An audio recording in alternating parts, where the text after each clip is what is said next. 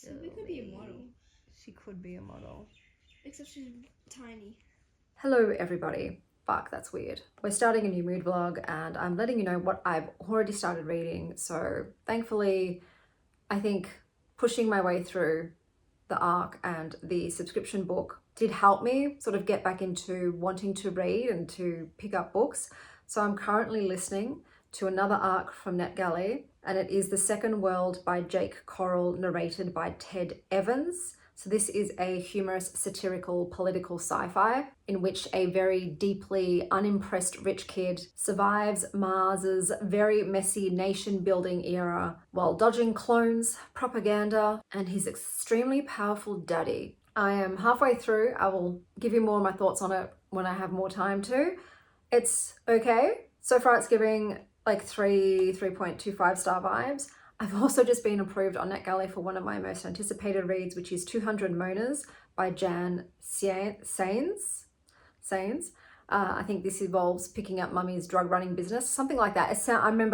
I kind of half remember it, but I got approved and it's one of my most anticipated, so I'm very excited for that. I've also got Only Be Mad Mabel by Sally Hepworth, which I think is a thriller. This is in such high demand in my library. I think it's because it's an Aussie thriller writer. I don't think it's actually out in America yet.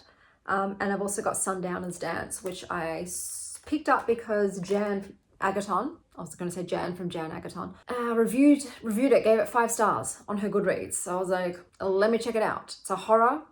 I'm guessing it's about people who go crazy in the evening. So sundowning is a term that they give to mostly dementia patients who tend to get worse in the evening hours. But so far, yeah, that's what I've got on hand already, and you would have seen in my last vlog. Okay, we've got a library haul. We have Dig by A.S. King. I don't know what this is about. It looked cool. You'll find a lot underground if you keep digging. Let's just keep going. We've got Paper Crown Poems. I haven't read poems in a while by Heather Christle. Then we've got The Woman Dies by Ayoko Matsuda. Look, dude, the cover got me. Then we've got Burning Daylight, Emily McIntyre. Probably not going to like this. It's romance, but it had cool sprayed edges, dude. And I'm a sucker. Does it have anything inside? Oh, it does. Oh, we've got cover art. No idea what this is about, man. Interesting. Very cool, very pretty. Then we've got another sprayed edge that caught my eye, An Ancient Witch's Guide to Modern Dating by Cecilia Edward. So this has a little cauldron bubbling away. Does this have anything on the inside? No, but that might be fun. And now I've got some kids books, so vote for which one you think Indy's gonna love the most. We've got Little Cloud. This is the inside. Like I said, Indy likes funny books, so hopefully one of these will hit the spot. Obviously, and books with animals, those are her 2 favorite types of picture books. Ones with animals and ones that are funny. Oh, this one's seen some love. And then Shibu's Tale. This one just came in. So, yes. I just went to the library like today and I picked up a whole fucking ton of library books. So I am stacked with options. So it's probably good that I'm actually in a reading mood at the moment and I'm having my first day off, sort of, hopefully with no drama or situations tomorrow. So I've got a day to myself tomorrow. So yeah, I'm trying to have some self-care time and do what I used to really enjoy doing, which is reading books. But today I'm going out to dinner with my sister and already it's been a bit of a kerfuffle. We were meant to go at 7:30, but she called me and she's like, hey, so I didn't make a reservation. And this is a very, very popular restaurant on their busiest night. So I was like, yeah, we cannot just rock up at that time and hope to get a table, because I'm the sort of person, if I'm going out to dinner at a certain time, then I'm expecting to eat at that time. I can't just go there and just stand around and like for an indeterminate amount of time and hope we get a table eventually. I also just don't do well with sudden spontaneous changes, but that's what's happened. So we're meant to eat dinner around 8 p.m. The only time available to reserve a table was 5:30. I told her, I'm like, see what I mean? This is what we would not have gotten a table. 5:30 p.m. reschedule everything and figure everything out and make everything. And now I'm like, I'm really hungry because I was about to sit down to eat a late lunch since we're going out to a later dinner. And, but I'm like, Chanel, it's okay. You just have to let your sister know that going forward, dinner reservations must be booked. Please don't make any last minute changes. So yeah, we're going out back to the Botanical Hotel, which we went to previously, which we liked. We went there for lunch, so we wanted to check it out for dinner. Obviously, I don't think 5:30 is like the greatest time to see what the vibe is for dinner since it's such an early dinner. But it is what it is. It's worked out this way. Maybe it'll be for the best. Who knows? Okay. My mum was, as soon as I called my mum to say like, oh, I need you to come 3 hours earlier than planned. She's like, hey, Chanel, maybe this is, the universe is aligning something and this earlier time is going to be very fortuitous. And I'm like, okay, it's never happened thus far, but maybe today is the day. Maybe today's the day. Cause yeah, it's been a very rough month and I could just use a good, fun, low stress night out, and hopefully that's what it is. And then come home, get into my PJs, get all these kids into bed at hopefully a reasonable hour, and then yeah, just have a very simple, book-heavy Sunday.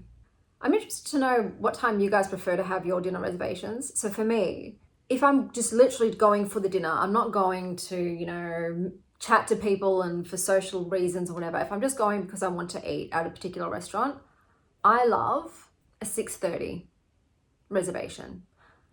That's like my preferred time. It's still not too late. You're all wrapped up by 8:30 because most restaurants in Melbourne on a weekend have a 2-hour seating limit. So you've only got 2 hours to eat. So 6:30 to 8:30. If you still wanted to go get a drink at a bar for an hour afterwards, you'd still be home before 10. So that's my preferred time. I think even as I get older, that might go earlier. It might be like 6 p.m. is my preferred time. Maybe even one day I'll be a 5:30, 5 p.m. gal. But yeah, let me know what your preferred dinner, fancy dinner reservation time is.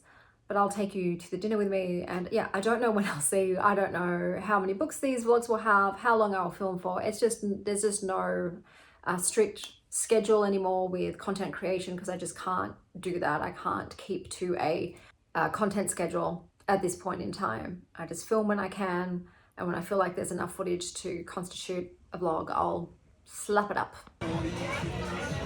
Yeah, you sure it's not the same?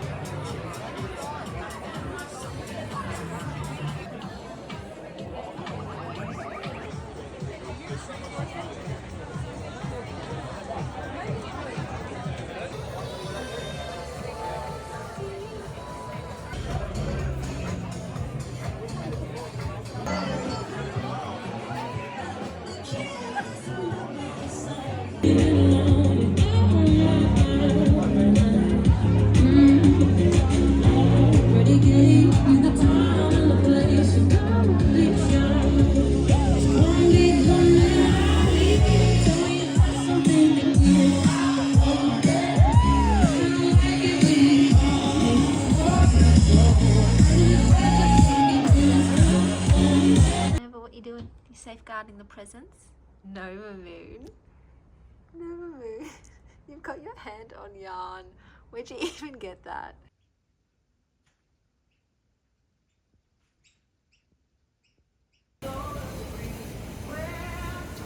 Hello my darlings, let me catch you up on everything that I have been up to.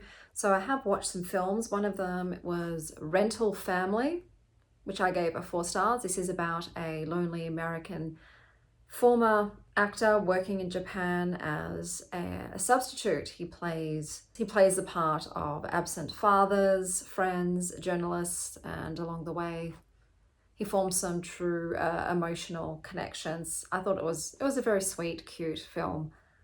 I also, my brother recently subscribed to HBO Max for 1 month, so I'm like trying to make the most of it. I decided to check out Heated Rivalry, which is a gay hockey romance show based on a book that I did DNF for just being smut only. Like when it comes to my smut, I don't want to read 400 pages of it.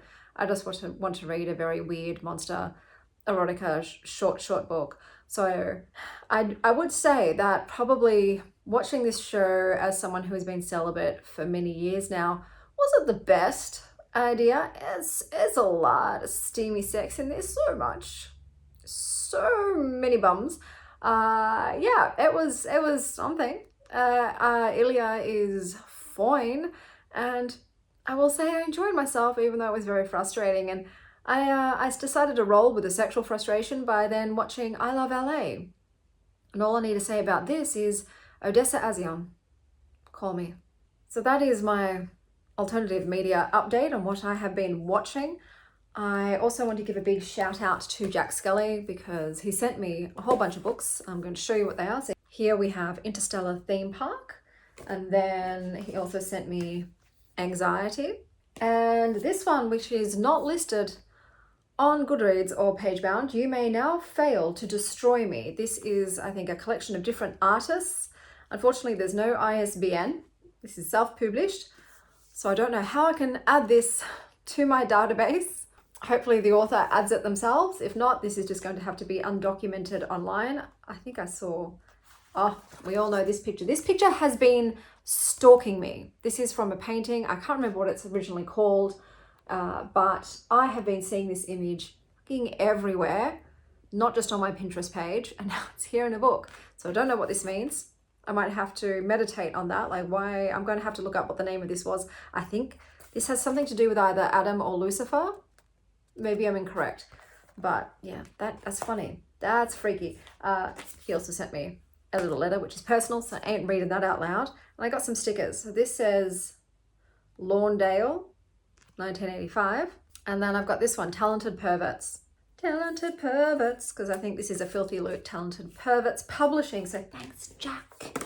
Now, let me tell you what I have read. So I did pick up Paper Crown by Heather Christle. This is a collection of poems.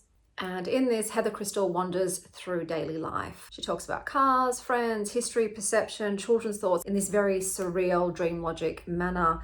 It read like in a monologue on a long drive while coming down from the dentist's anesthetics. Let me read a poem to you. I'm just gonna...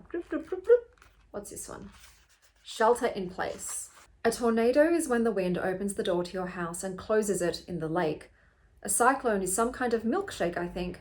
I think with candy inside. I know someone who made a milkshake for her babies made of meat. When you write a book, you must not forget to build a door you can use to get out, or else you will die there. It is very exciting to make a new mistake. Every time I turn on the blender, I am afraid the blade will spin out through the glass and on through my stomach, but still I keep using it, mostly for soups and sometimes for smoothies, a word I would rather not speak. I'm not brave, but I am hungry, and the wind has taken my teeth. So if that appeals to you, this could be the book for you. I think it's really for fans of very soft, strange poetry. Unfortunately for me, it just didn't do anything either way. I then finished The Second World by Jake Korell, narrated by Ted Evans, which was an arc from NetGalley. So in this book, to refresh your memory, it's 2050, and Mars has finally cut the umbilical cord tethering it to Earth and has announced itself as a separate country. It's got its own anthem, flag, and donkey named Pluto, little Sebastian. And then we have our main character, Flip Buchanan, who is the son of Mars's most powerful man. He is a perpetual disappointment and professional underachiever in a culture obsessed with dominance and legacy. Over 20 chaotic years, Flip endures alien weirdness, lethal clones, political theatre, and non-stop media spectacle while asking himself repeatedly, who am I if I am not my father's disappointment? The main themes in this were fatherhood, legacy, and generational baggage, media sensationalism, and feeling second best in a world obsessed with winning. I ended up giving this a 3.25. I'll start by saying the first chapter mentioned the word hoo-ha quite a lot, and it's hoo-ha regarding a vagina. It was just, I think, too many uses of the word hoo-ha in one short chapter. One of the characters is also named Riz, which I just could not wrap my head around because I have Gen Z and Gen A kids, and they use that word to mean something very different. So yeah, the character Riz, just, I could not take the book seriously. The humor, this is a book that is steeped in humor. Unfortunately, the humor didn't land for me, and the type of humor just made it feel very YA. This book felt very YA for me. I didn't connect to any of the characters, and it was mostly about family dynamics with some politics and war strategy going on, and that's just not something I'm into. The book itself was also way too long. There was this point where I thought, oh, it's finished now. It felt like the book was finished. It had come to a conclusion, but no. I checked the audiobook. There was, I think, another 3 hours left. And I'm like, okay, we're continuing on. Yeah, it wasn't for me, obviously, but I think if you like books with complicated parental dynamics, or you really want humor in your political sci-fi and you dig this style of humor, then it could be for you. Books or films that had similar vibes were Aisle 9, Tomorrow, Tomorrow and Tomorrow with the friendship romantic dynamic, Succession, The Martian, if it had daddy issues, and Zootopia 2. I am currently almost finished with Mad Mabel by Sally Hepworth. So this is a psychological literary crime thriller, and I will tell you all about that once I have finished. I am also, how far into this am I? So I've started reading An Ancient Witch's Guide to Modern Dating by Cecilia Edward, and I'm on page 55. So I've just begun my foray into this. I wanted something, I don't know, a bit more light and fun, and definitely not heavy. So these are the next two books that I will be updating you on. I also still have the ALC for 200 Monas by Jan Saenz. I'll know how to say their name once I start listening to the audiobook. And I'm very excited, and I might finish the vlog after that and have this be the last reading vlog for March. So B and I hit the gym, one of the gyms, to try out today, and it was good. It was empty, which is what I want. I want no other people in the gym. That is my ideal gym scenario. So we tried that out. Hopefully I don't pull up too sore tomorrow. And I've got some kids coming over today for play dates. And then tomorrow I got a whole bunch of kids appointments. So I've got a busy week. It's also Galentine's and Valentine's, but I'm taking my ladies out for Galentine's Day this week. So I might bring you along with me for that and then end the vlog on that day, whatever I finished by Friday, which is Galentine's Day. That's when this vlog will end. We are going to go and see Wuthering Heights, which should be fun. So I'll also give you my little review of that movie as well. See you soon. Excuse the wet hair, guys. Just got out the shower, about to go to the shopping centre to do some stuff for kiddo. I have finished some things. So I finished listening to Mad Mabel by Sally Hepworth. So this was narrated by Hannah Fredrickson and Jenny Seedsman. So this was set in 1959, following the teenager Mabel Waller, who became Australia's youngest convicted murderer. And then we fast forward to the present, 2025, where she's now an elderly lady named Elsie, who just wants peace and quiet, and maybe not another corpse next door, attracting unwanted attention. But unfortunately, when her neighbour dies, the past claws its way back, and Mad Mabel goes viral. So she decides to do something that she's never done, and that is tell her side of the story, because she's now an elderly woman who's long been dismissed, who's long been infamous, and she wants to reclaim her narrative in a world that loves sensational stories. Bless you. There is a bit of a true crime vibe with this. For a second there, I did have to look it up. I'm like, wait, is this based on a real story? But no, it's just got that feeling to it. Some of the themes in this were who controls the narrative, justice versus punishment, women being labelled as mad, and media spectacle and moral panic. I ended up giving this a 3.5. Once again, be aware that I'm not really a thriller person. However, I don't really feel like this was very thrillery. To me, it felt more like a sort of darker lit fic mystery, because it does contain a lot of essay. I did hear terms that I haven't heard in ages, not since I was a kid in the 80s and 90s. So we've got the more flattering ones like Italian stallion, and then the more derogatory ones like moussaka muncher and dagos. So back in the 80s and 90s, it was very cool to be racist towards wogs being immigrants from Southern Europe, so mostly Greeks and Italians. I used to get called hairy wog all the time. So yeah, it was a bit of a flashback to the vernacular from the good old days.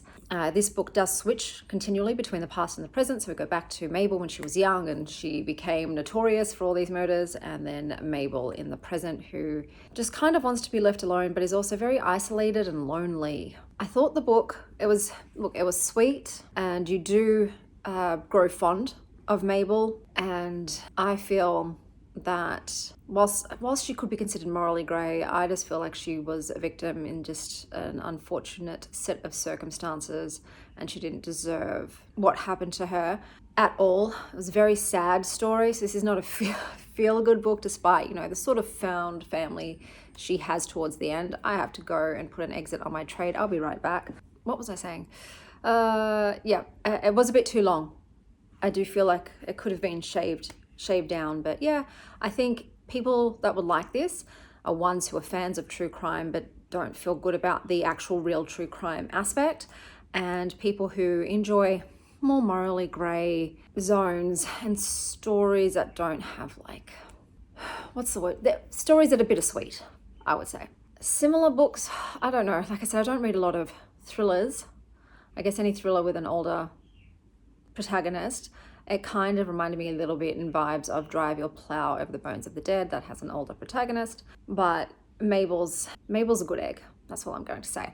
I was reading Ancient Witch's Guide to Modern Dating by Cecilia Edward. So this was a cozy, witchy time travel rom-com. It was about a witch from the 1600s who time travels into the modern world and learns that curses ain't as bad as online dating. It was very much a fish out of water comedy. I decided to DNF because I was 50% of the way through and it was just feeling like a 3-star book. It was fine.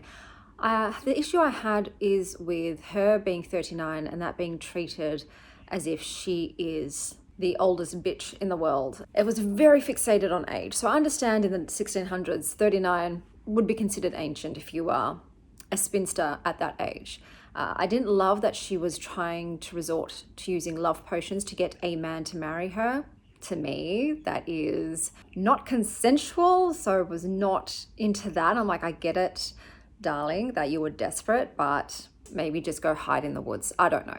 And then in the future, she is absolutely bent on concocting a youth potion so that she looks 10 years younger. Ideally, she wants to look 20, but she doesn't have the ingredients for that, so she settles for 29 to make herself more appealing. And I'm like, you're 39. They were acting as if she looked 65 years old. Like, 39 isn't the new 65. I don't understand. I don't understand why there's just such a big fixation on her being youthful in order to get a man, which I understand a lot of people might feel that way, but I don't love that as messaging in a book.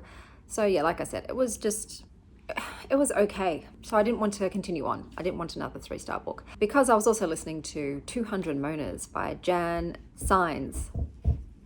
This was narrated by Vanessa Moyen. This is a dark comedy, sexed up lit fic. In this book, you have a broke, bereaved 20-something with a lot of unresolved mummy issues, and she has 48 hours to sell orgasm drugs or get murdered.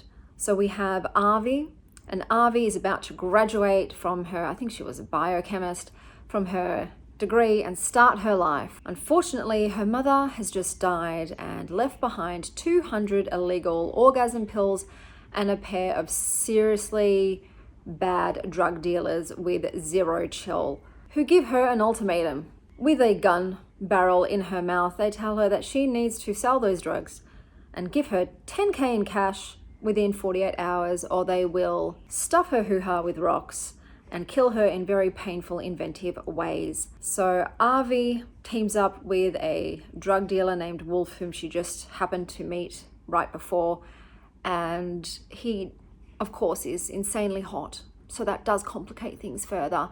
And in the book, they are frantically trying to sell their stash of drugs as quickly as possible, while Avi is not processing her grief in healthy ways. There's a lot of sex, death, capitalism, and mourning in this book. The main themes in this, I would say, are grief and denial, inheritance, and female agency and desire. Oh, I thought this was going to be more fun. I wouldn't call it fun, unfortunately. It was quite dark and violent. There is an explicit animal killing scene in this book, and then the author kind of brings it back in at the end of the book as a joke, which was a choice. It's heavy, obviously, on the drug angle. There is some dubious consent in this because this is a drug that makes you ridiculously horny and in some people grapey. So it made, I don't know, it made all of the sex and romance in this really fucking uncomfortable and weird and not sexy. It also did a whole lot of like side quest stuff. There was sort of cult sororities involved and just so many things that I just don't feel were pivotal to the plot. It was way too long. This would have definitely worked better as a short story, as a novella. It was messy. It just felt really messy. There is also a drug queen in this named Chanel. So that was really fucking weird to listen to, this chick Chanel. Yeah, it was a bit bizarre. I unfortunately, didn't enjoy it. I gave it a 2.5 stars. I didn't like the characters, any of them. I didn't care how this was going to work out. Like I said, the violence combined with sex. Okay, the author also combined sex and grief together in this way that I'm like, what are we doing here? This feels very fucking icky to be experiencing this climax, talking about this sucking of your pussy and all these sorts of very descriptive language while you're picturing your mother, her hurtling to her death by smashing into a tree in her car. And it was just I guess you could say it was interesting in that way, but it just, I don't know, this book just didn't feel good to read to me. Like I said, I was expecting a bit more humor, but I wouldn't say it's funny at all in the slightest. And it was just it was just a stressful read. I'm going to be honest. It was a bit stressful.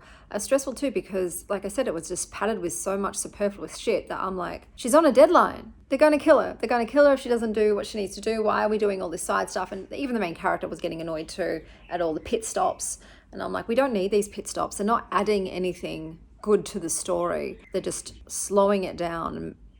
So yeah, unfortunately this did not end up being for me, but I would say people that enjoy it would be anyone who likes dark humor mixed with uncomfy sex. Like, when I say dark humor, I concede maybe someone else this could be darkly humorous, it just wasn't to me. Or readers who think horny and grief go hand in hand. Similar books or films, kind of similar, would be Margot's Got Money Troubles, which I really enjoyed. Or the movie We're the Millers, along the veins of needing to sell drugs unexpectedly. But yeah, that one, wasn't for me. And I know I said I was probably going to finish the blog, but I want to finish it on a better note. So I just got this in. I ordered this thanks to my subscribers. This is Never Afters by Kirstyn McDermott. What happens to fairy tale girls when the fairy tale ends? So I have read 2 of the stories contained in this in my short books reading blogs.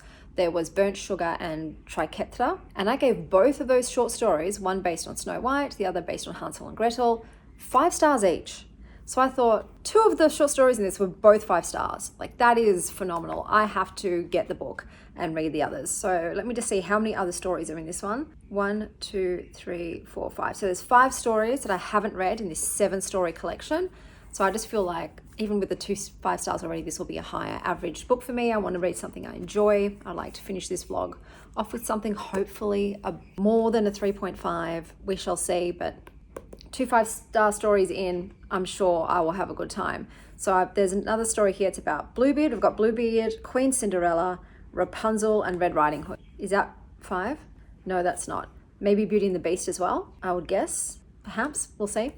But excited. That will be the final book I read. I also got some completely unexpected book mail. I got a notification from Australia Post saying Scribe Publishing was sending me a package. Like, what are they sending?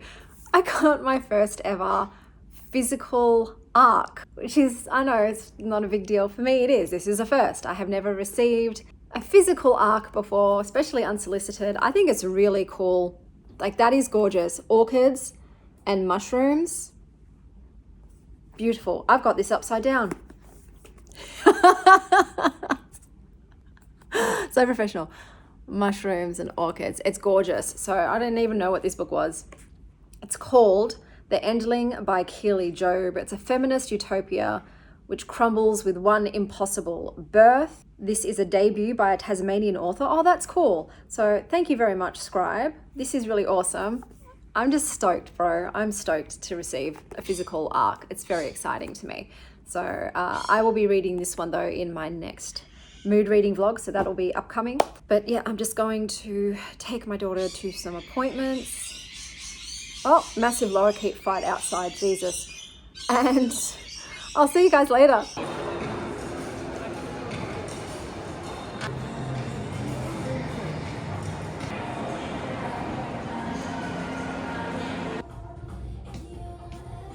Happy Valentine's Day to all of those who celebrate. I have finished reading some books. Before I get into the final books I read, I did watch some things. I watched the series of Peacemaker, which was based on Jan Saenz character from Suicide Squad. Unfortunately, this was not as funny as I was hoping it was going to be. It was very dark and just a lot of angriness and yelling, so I didn't enjoy it. And then I also tried the Flash movie. I will say, the only thing I liked about this movie was that Michael Keaton was Batman. That's so freaking cool. Michael Keaton is my favorite Batman. So seeing him reprise the role, I was like, oh, okay, I'm going to give this movie a 3 because Michael Keaton. But otherwise, yeah, I didn't like that one much either. Before I tell you about Never Afters, which I did finish, so I did finish this, I decided to give this one a go. So this was the, oh, I've already marked it. This was the ARC. I received my first physical ARC, so it holds a special place for me with that, and it's a beautiful cover. This is called The Endling by Keely Job. I'll put it down. So this is feminist speculative fiction, and it is about a remote feminist community who swears off men forever until one day they implode when they all mysteriously get knocked up despite the lack of men, and one of them ends up giving birth to a boy. There's also a lot of eco stuff going on regarding an extremely rare orchid that is the last of its species, hence the word endling, which denotes something being the last of its species. I read 50% of it, so we mostly get 2 characters. We've got, I think her name was Frankie and Miller, and they are related. Frankie is an older woman who lives with a dog named Chicken Legs, and I'll read this little bit that was very sweet about Chicken Legs. A dog will help a person emerge. Frank can't think of a more sensible arrangement. That evolution and devotion might run along the same lines.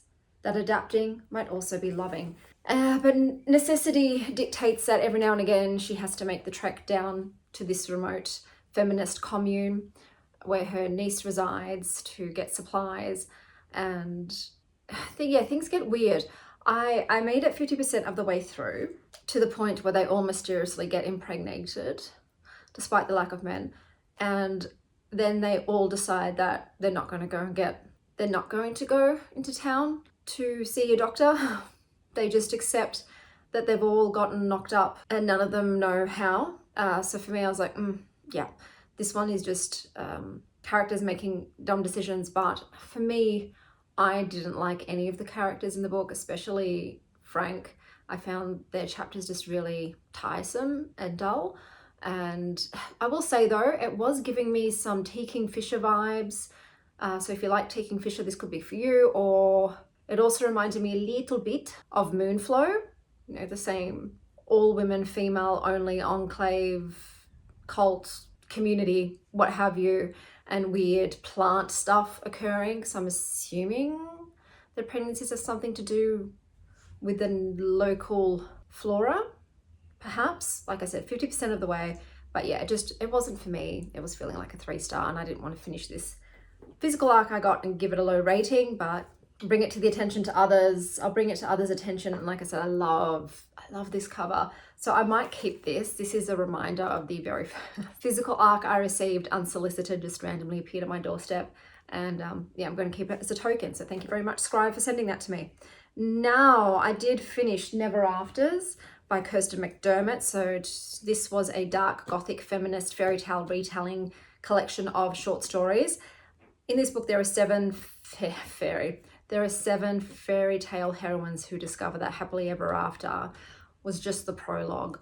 So to remind you of all the stories, I'm just going to go through quickly, give a brief synopsis of what they are and my rating.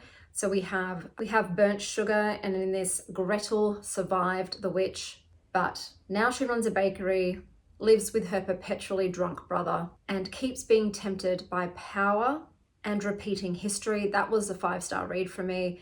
Then there was the new wife, and in this one, Bluebeard's last wife lived, but now she shares a house with vengeful ghosts of 6 women who are still prisoners and cannot leave. I gave that one a 4.25. Then we had After Midnight, in which Cinderella is technically still a queen, but is being slowly replaced by a younger model. We then had Triketra, in which Snow White realizes that Prince Charming might actually be Prince Peter. Then The Braid, that one I gave 5 stars. I gave After Midnight 3.5. The Braid, which is about Rapunzel. Rapunzel is older, now processing her tower trauma and dealing with the local witch hunts. That one I gave 4.25, but that could be more of a 4.5 situation if I sit on it a bit longer. Then we have, that was called The Braid. Did I mention that? Good Lord. Then I had By the Moon's Good Grace, in which Red Riding Hood uncovers a generational wolf drama. I gave that a 3. That was my least favorite story in the book. And then we had Winterbloom, Beauty and the Beast. But the honeymoon is over, and now they're facing infertility and uninvited relatives. That one I gave a 4.5. Did I mention every single one of the stories? Yes, I believe I did. So this ended up being a 4.25 average overall, which now makes it my highest rated short story collection. The tone in these short stories is gothic. It is rather bleak and filled with rage, grief, longing, and also the reclamation of agency. I loved it. I am a fan of darker feminist retellings, ones that do a different spin on things and aren't just rehashing the same notes of the originals. I want something unique, and I felt like these delivered in that aspect. I think other people who are also fans of gothic feminist fairy tale retellings will love it, and also people who generally like to read epilogues, what happens after the end. Similar books and films to this, I would say The Bloody Chamber by Angela Carter, definitely, and also The Witch's Heart by Genevieve Gornichek in regards to the story The Braid. They were giving similar tones and characters. Films, Maleficent. Let's just do that. So let me sum up all the books I read in this reading blog. We had The Second World by Jake Korell, narrated by Ted Evans. I gave that a 3.25. Freedom, Clones, and Daddy Issues. Paper Crowns by Heather Christle. Roadkill, But Make It Mistaken Misplaced Grief. Mad Mabel by Sally Hepworth, which I gave a 3.5. Australia's Most Infamous Teenager. Now Your Favourite Elderly Narrator. 200 Moaners by Jan Saenz. I gave that a 2.5. Sell the Orgasms. Bury the Grief Later. And my favourite read of this reading vlog was Never Afters by Kirstyn McDermott. Yes, I've got my greasy fingerprints all over it. This I gave a 4.25. Happily Ever After, Bold Assumption. Those were all the books I read. Tell me what your favourite original fairy tale is. Look, if I had to pick one, I would probably say Beauty and the Beast. If I had to pick just one, that would be my favourite. And until next time, stay wild, Star Child.